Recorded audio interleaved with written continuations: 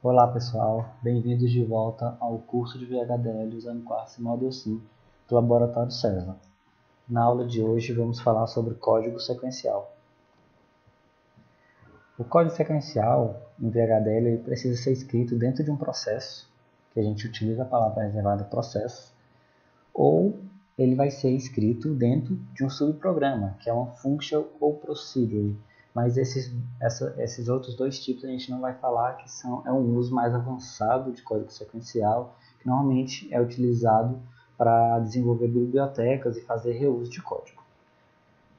Os comandos que a gente utiliza dentro de um código sequencial são o if, o case, o loop e o wait. Eu vou mostrar nessa aula como a gente utiliza esses comandos. Bem, para começar, vamos falar do processo, que é onde todo o nosso código sequencial, todo o nosso bloco de código sequencial vai estar dentro de um, né? Ele permite a construção de código sequencial, como eu já havia mencionado anteriormente, e a sintaxe dele é o seguinte. A gente tem uma label, que a gente pode ter ou não ter, a palavra reservada processo, uma lista de sensibilidade também é optativa. A gente tem a parte declarativa, onde a gente pode ter declaração de variáveis e de sinais. E depois a gente tem o begin, o trecho de código sequencial, e end process para finalizar aquele bloco de código sequencial. A gente tem o if, como já foi mencionado anteriormente, ele vai ser usado dentro de um processo e ele funciona da mesma forma como o if das linguagens de alto nível. Então, existe uma condição que vai ser testada e, caso verdade, o trecho referente a essa condição vai ser executada. A sintaxe muda um pouco das linguagens de alto nível e a gente vai ter o if, as condições, then, o trecho de código, caso essa condição seja verdadeira. A gente pode ter um else if, se a gente quiser, as condições desse else if, then, trecho de código referente caso essa segunda condição seja verdadeira, e a gente pode ter um else, que é um caso contrário, ele vai executar esse outro código. E para finalizar o if, a gente usa o end if. A gente também tem o comando wait, que é usado em códigos sequenciais, mas ele é pouco utilizado para poder descrever hardware em si. Ele é mais utilizado para a construção de test bench. Quando a gente estiver falando de test bench, a gente volta a abordar esse comando wait de forma detalhada. Então, nesta aula eu não vou falar sobre o comando wait. O comando case ele vai ser semelhante ao switch case das linguagens de alto nível. E a sintaxe dele vai ser case, um sinal que a gente utiliza, is, when, valor 1, o trecho de código referente quando o sinal for igual a esse valor 1, when, valor 2, que vai ser esse trecho de código que vem logo abaixo, o trecho de código executado quando o sinal tiver esse valor 2, e o when others, que é quando não casar com nenhum dos casos anteriores, né? Que aí funciona como o case default que a gente tem lá no C e no C++, por exemplo. Para finalizar, end case. Esse case vai ser mostrado na prática na próxima aula, quando a gente for fazer uma máquina de estados, a gente usa um case para poder fazer a máquina de estado que vai ser mostrado na próxima aula. O loop ele é equivalente ao generate, só que ao invés de ele gerar blocos de códigos combinacionais, ele vai gerar blocos de códigos sequenciais. A sintaxe dele, utilizando o for, vai ser uma label, que é o nome que você escolhe qualquer, for, um contador, in, um range, loop, o trecho de código sequencial, end loop, e opcionalmente você pode colocar o nome que você deu para esse loop. O uso dele é igualmente ao generate, só que para a geração de blocos de código sequenciais. Na aula de hoje a gente vai implementar um flip-flop tipo JK. Como vocês devem saber, ou se não sabem, eu vou estar explicando aqui como é que funciona. Basicamente ele vai ter... Opa, tá errado o slide aqui. Enfim, não, tá certo. Ele vai ter uma entrada vai ter JK como entrada e uma saída Q. Quando o J e o K forem zeros, o sinal do registrador ele mantém, né? A gente diz que é um hold. Quando o J está em 0 e o K está em 1, o Q vai para 0, o valor do registrador vai para 0. A gente chama isso de reset. Quando o J está em 1 e o K em 0, o Q vai para 1. E quando o J e o K está em 1, inverte-se o valor do Q, ou seja, tem uma operação de toggle nesse bit. Aqui é uma figura que mostra como é que funciona o flip-flop JK. Você tem a entrada J e K no clock, que é representado por essa entrada aqui, e sai Q e Q barra desse flip-flop. Agora vamos mostrar isso como é feito no VHDL. Certo, pessoal, agora vamos partir para a parte da implementação do nosso flip-flop JK. Aqui eu já trouxe um arquivo VHDL para agilizar o processo com as nossas entradas aqui JK e clock e nossa saída Q e Q barra, assim como eu mostrei no último slide que mostra o flip-flop JK. Agora a gente vai implementar o comportamento desse flip-flop utilizando lógica sequencial, que é o tema dessa aula. Então vamos começar aqui a sintaxe para declarar um processo, é process, abre e fecha, aqui vai vir a lista de sensibilidades, que eu vou explicar já já, lista de sensibilidade. Tem um begin, end process. Certo, vamos falar sobre a lista de sensibilidade agora. A lista de sensibilidade vai ser os sinais que o seu processo vai estar ouvindo, digamos assim. Ou seja, são os sinais a qual o seu processo é sensível. Toda vez que houver uma alteração no valor desses sinais, esse seu processo ele vai ser executado. Então, a lista de sensibilidade, quando você está fazendo um processo, ele é muito importante, porque ele que determina quando o seu processo vai ser executado. No nosso caso aqui, o clock ele vai ser o suficiente, porque a cada batida de clock a gente vai olhar para o JK, olhar para a borda do clock, ver se tem uma borda de subida, que a gente vai estar pegando a borda de subida, e fazer a lógica de um flip-flop JK, que é conforme a tabela verdade que eu mostrei no slide, que é essa daqui. Então vamos lá. Ainda nessa aula eu vou mostrar um exemplo de que a lista de sensibilidade declarada, inserida de forma incorreta, leva a uma execução de forma errada. Isso é depois da gente fazer o flip-flop JK, que eu vou fazer um outro processo teste aqui para vocês verem. Certo, vamos lá. Temos o clock, tá. Então vamos lá. A gente quer que primeiro a gente tem que ter a borda. A gente escolhe uma borda do clock para poder pegar a cada batida de clock. Então pode ser a borda tanto de subida quanto a borda de descida. Eu escolhi a borda de subida. Então clock event and clock igual a 1. A sintaxe do if está nos slides, mas é o que? É if condição, que no meu caso aqui é um evento de clock e o clock ser igual a 1. Isso aqui eu já falei em aulas anteriores, é uma borda de subida. Aqui a gente vai implementar a tabela verdade. Se o J, vamos começar do primeiro caso da tabela. Se o J for 0 e o K for 0, o Q mantém um Q. Então a gente não faz nada, correto?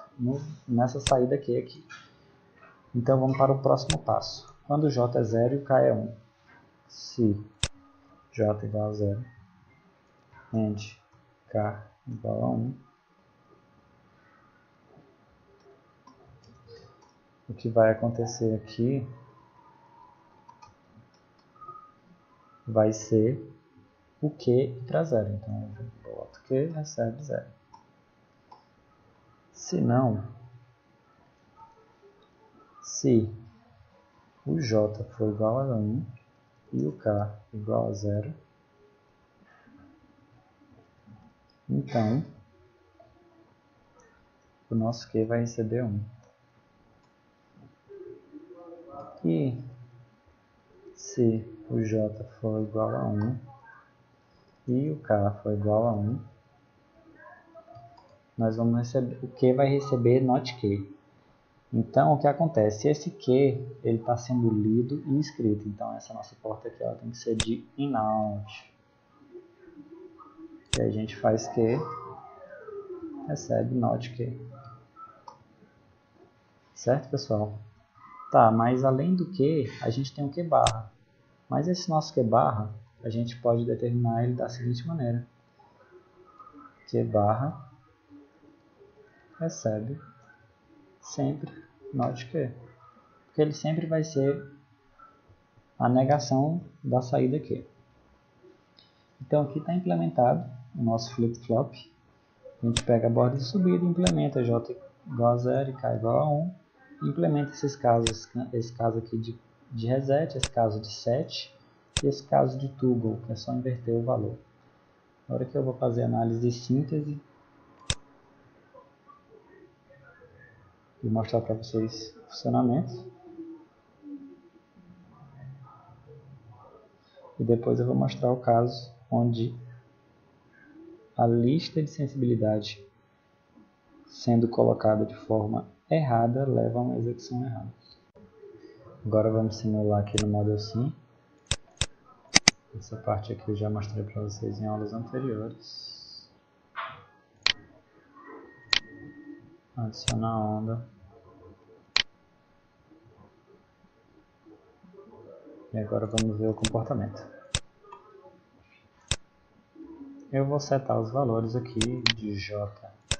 A gente vai começar com o reset, que é o J indo para 0 e o K em 1. Aqui eu vou setar o clock. E vamos passar o primeiro ciclo. Bem, passamos o primeiro ciclo e vemos que o nosso Q está em 0, porque a gente fez um reset. J igual a 0 e K igual a 1. O Q tem que ser 0. Agora a gente vai fazer um set, ou seja, o J vai para 0. Não, o J vai para 1. Perdão. E o K vai para 0. Agora o valor de Q tem que ir para 1. A gente vê aqui no final do ciclo. Aqui. Deixa eu tirar aqui o cursor que já vem. Nosso Q está em 1. E agora a gente tem que testar o toggle, que é quando o K também é 1. E agora, como ele está 0, ele tem que ir para 1. Como ele está 1, ele tem que ir para 0. É o que acontece. E se a gente passar mais um ciclo, como ele está 0, ele vai para 1. E agora testar o hold, que é quando todos os dois são 0. 0 e 0. E aí ele vai manter em 1, em 0 e o Q barra está tudo funcionando. Então aqui a gente viu como funciona direitinho o nosso flip-flop JK. Agora eu vou mostrar para vocês. A gente vai fazer um teste de algo que não é para funcionar de forma proposital. Eu vou declarar aqui dois sinais.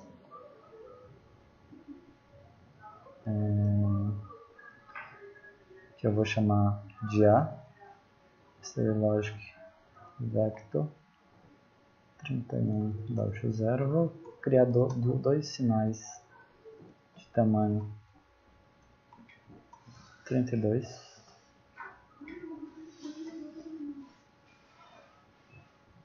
E vou fazer a soma desses dois usando um processo. E resultado.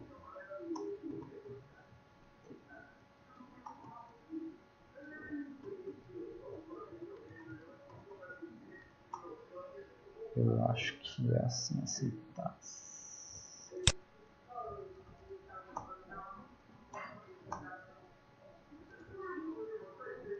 Certo. Aqui a gente vai criar um processo soma. Uma coisa que vale destacar é que código sequencial ele serve tanto para fazer lógica combinacional, ou seja, uma lógica que depende somente das entradas, quanto lógica sequencial, que é quando lógica síncrona, né, que tem um clock, que é o caso desse flip-flop que a gente fez.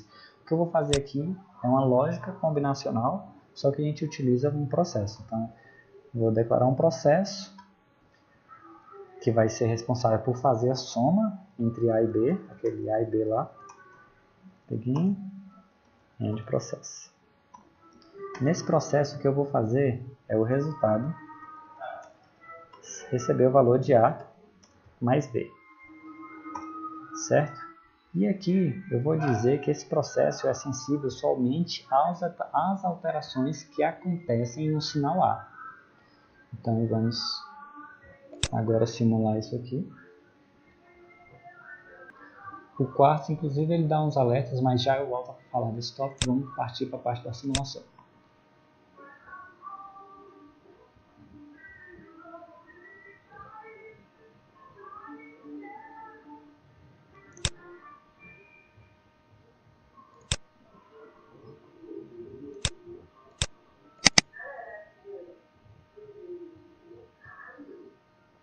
Aqui, opa, vou adicionar toda a onda. Aqui eu vou tirar alguns sinais que não são relevantes para essa parte da simulação, para todos esses sinais aqui.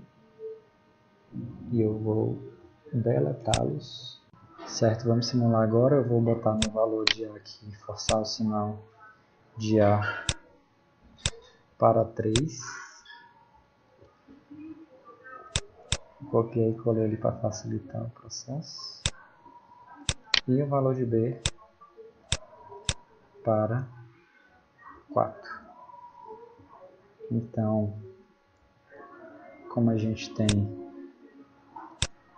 3 em B, 3 em A e 4 em B, o resultado aqui deve ser, a gente espera que seja 7, não é isso? Então está aqui, né? A mais B dá 7. Mas o que acontece? Como eu falei para vocês, a lista de sensibilidade ela diz a quais sinais esse processo é sensível. Então, se eu mudo o valor de B aqui, por exemplo, eu não quero mais que ele seja 4, eu quero que ele agora também seja 3. Então, 3 com 3 daria 6, certo? Que seria o comportamento esperado. Observe o que acontece. Ele muda para 3 e o valor do resultado continua 7. O que aconteceu foi, esse sinal não está na lista de sensibilidade, portanto, esse processo ele não foi executado novamente. Observe que se a gente modificar o valor de A, eu vou botar o valor de A agora como 1, o valor da soma do resultado vai estar certo agora, vai ser 1 mais 3 que vai dar 4. Isso porque a nossa lista de sensibilidade está sensível somente ao sinal A. Isso mostra para vocês que as alterações em B não surtem efeito no processo se esse processo não é sensível a esse sinal. Então, quando vocês estiverem fazendo lógica combinacional, tomar cuidado com a lista de sensibilidade do processo. Qual é a recomendação que eu dou para vocês na hora de fazer um processo para que o resultado é uma lógica combinacional? É que todo sinal lido dentro do processo esteja dentro da lista de sensibilidade. Isso vai garantir que esse tipo de problema aqui que aconteceu, que eu mostrei para vocês para acontecer de forma proposital, não aconteça. Tanto o quartzo aqui, quando você tiver algum sinal lido dentro de um processo e ele não estiver na lista de sensibilidade, ele vai lhe dar alguns warnings aqui, lhe aconselhando a colocar esse sinal dentro da lista de sensibilidade. Era isso que eu tinha para a aula de hoje, pessoal. Deixa eu só mostrar para vocês o warning que ele vai dar.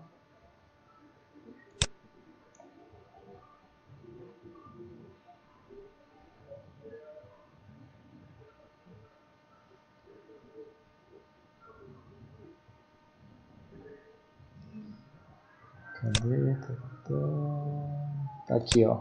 Sinal B é lido dentro do processo, mas não está na lista de sensibilidade. Então é isso que eu estava falando para vocês. A recomendação que é dada pelo próprio quartzo é que todos os sinais lidos estejam na lista de sensibilidade para que esse tipo de problema aqui não ocorra. Ou seja, um sinal que altera o resultado da lógica que está dentro do seu processo ser alterado e ele não ser executado. Então, todo sinal que é lido dentro de um processo, recomenda-se que ele esteja dentro da lista de sensibilidade. Ah, mas por que você não botou o Q e o K na lista de sensibilidade do flip-flop JK? Porque o que importa aqui é somente o clock. E o clock vai alterar sempre, assim, independente de quando ocorrer a alteração do J e do K, a gente precisa só observar a batida do clock aqui para esse tipo aqui de processo, né? Que a gente depende do clock. Em processos que são síncronos, depende do clock, a gente precisa somente do clock, não de todas as entradas, né? Observe que eu não botei nenhum J e nenhum K, por exemplo. Então, é isso, pessoal. E aguardo vocês na próxima aula, onde a gente vai estar falando sobre máquina de estados. Valeu, até a próxima.